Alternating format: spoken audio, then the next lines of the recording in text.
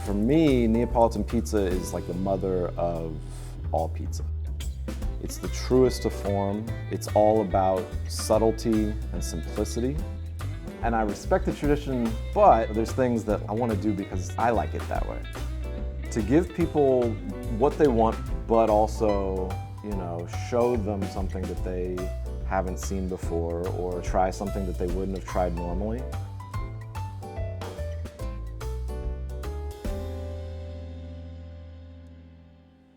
My name is Max Balliet. I'm the owner and the head chef. We're here at Pizza Lupo in Louisville, Kentucky. I did not go to culinary school. I was probably 18 when I had my first cooking job and just kind of worked my way up the line. Been doing it nonstop since then. When I was young, my mom would bring me into the kitchen. One of the first things she ever taught me how to make was like a spaghetti sauce. Teach me how to dice the onions and sweat them and peel the garlic and all that. I'm talking like 5, 6 years old, she would bring me in on that stuff. She showed me how important it was, and she taught me how to love food. It's the most important thing in life, That's how she feels about it. My history with pizza, my relationship with pizza, it started at a very young age. When I was a kid, I was lucky enough to go on a family trip to Italy. I think that was probably the moment where I started thinking about pizza in this different way. It's different there, right? And it's like, why is it different? It comes from there, that's all I knew. I was curious and I got very interested in it. I got very excited about it. I used to cook pizza and make poulish and, do multiple day ferments on my dough. And, it was just like it was a weird little hobby for me when I was a kid. Wow. What is it? It looks gorgeous. So this is a classic margherita pizza. Yeah, this is the quintessential. This is the original, This is what all pizza stems from, or at least in style. We've got the characteristics, we've got the leoparding, the black spotting of char. And what you see with that is that they're usually on little bubbles. And those are just little pockets of CO2 from the fermentation that just blow out and char. Okay. And it only happens when you've got a hot enough oven. Exactly. And your oven's at what, 900 degrees, right? 900, yeah. Yeah. We used to chop it up every day. It just kind of, was a lot. So yeah, this is from our guy. He cuts this up for us. He gets us these small pieces because they burn really quick and really hot. And then when they are finished burning, they don't leave a lot of coals. They just kind of do their thing and then go away, which is what we want. Now we got a blend. This is some cherry. We got some Osage. There's some walnut in here somewhere that I saw the other day. But yeah, it's really mostly about the size. You want it to add quick heat and then just kind of be done when it's done. The last thing you want is like a big coal bed. You got to balance your top heat, flame in the oven, versus the coal bed, which is your overall temperature of the entire oven, and directly related to the hearth temp. Wow. And you can see little bits of, like on the tops of these peaks of the mozzarella, you've got little bit of browning. But you can still see that like the mozzarella has like texture to it. It's not just melted, blown out. It's like there's still structure to it.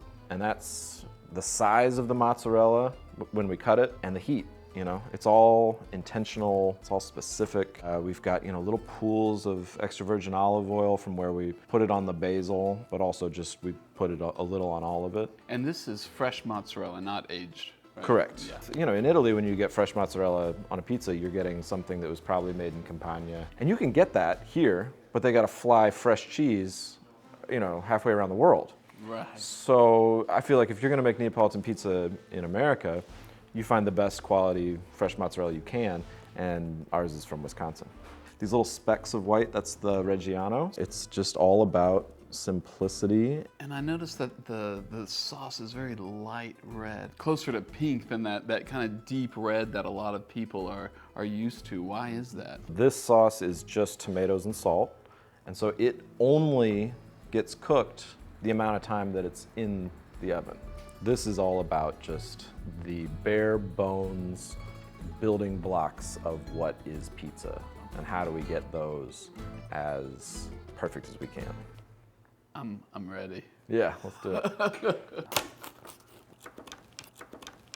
we're gonna look for, these big open pockets. And those were just pockets of CO2? CO2 is released while it ferments, and then you get this nice, light, airy crumb. This is a super high hydration dough, which means there's a lot of water comparatively to lower hydration dough. And what that gives you is this nice, open crumb, this cell structure. That's what we're going for. We want light as a cloud. The higher the hydration, the less heavy it feels. Yeah. Because the more water is in it. And so the more water that's in it, when it cooks, the more water leaves. And so what you're left with is a lighter, more digestible pizza. You should be able to eat a lot of this. Oh my gosh, I know what piece I want. I want that one right there. Go for it. Get in there. So, yeah, the other things I want to show you. If you look, the leoparding, if you will, on the underside should match the level of leoparding on the outside. It should be cooked, as if it was all the same temp, and ideally it would be.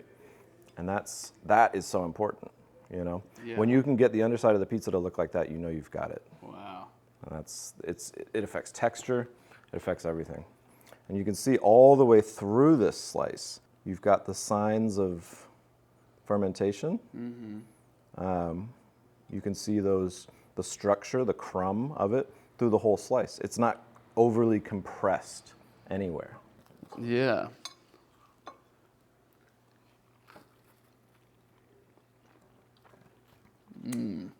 Yeah. It's all about the combination. Everything is there for a reason. The acidity of the tomatoes. We pick them for the amount of acidity that they have. And I can actually taste tomatoes. Yeah.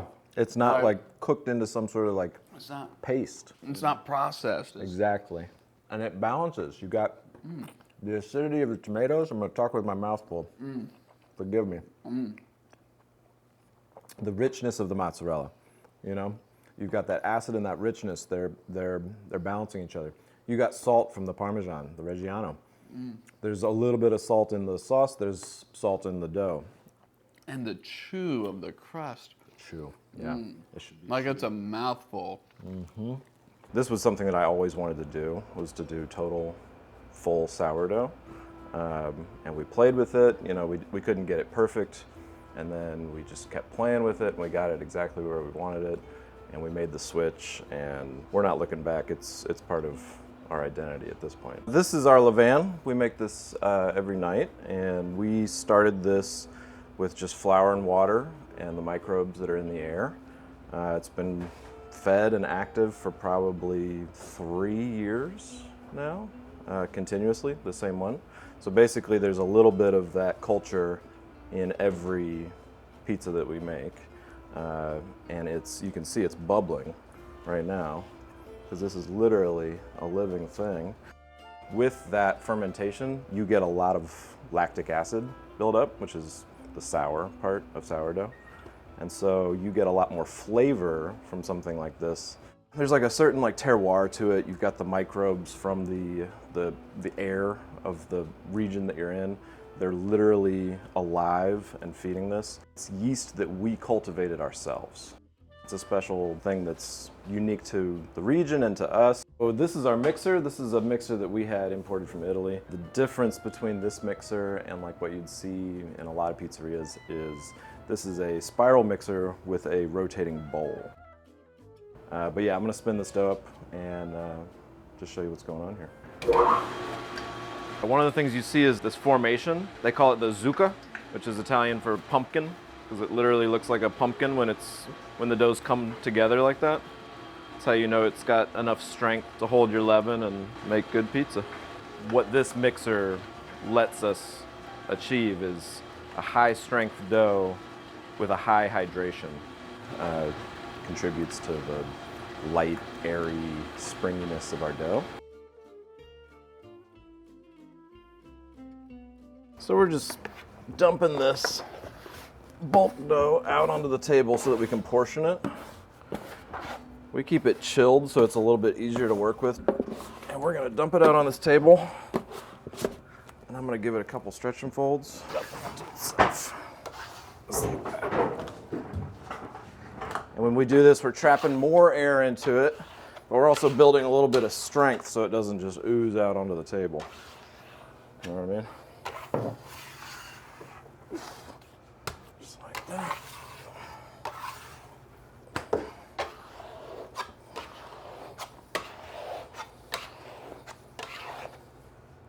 I can taste every ingredient. That's the whole point. In this whole thing, I mean, we're talking about there's flour, there's water, there's salt, there's tomatoes, there's olive oil, there's mozzarella, there's basil, and there's the Reggiano.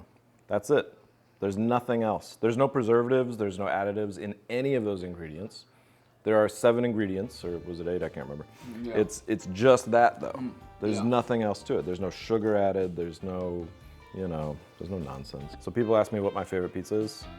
It's the Margherita, Yeah. forever.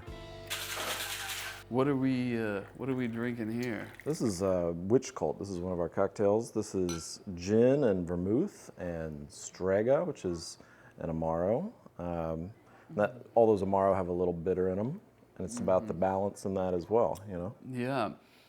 This is really nice. And now we've got the famous white pizza. This is our white. This is the Funghi. This is based on a traditional Neapolitan pizza, the Funghi, which is just a mushroom pizza. The idea was that I wanted to pair mushrooms with taleggio cheese. And taleggio, if you're not familiar, No, I'm not. it's a wash rind cheese. So wash rind cheeses are always pretty funky. They got a lot of that like real earthy notes in them. And that complements the earthiness of the mushrooms. This one is one of our best sellers, which I'm very proud to say because it so prominently features those beautiful local mushrooms that we get from our friends at Frondosa Farm. He brings us this beautiful variety. You know, we've got these giant lion's mane, we've got these oyster mushrooms, these chestnuts, shiitakes. They're just the most beautiful mushrooms that I've ever worked with.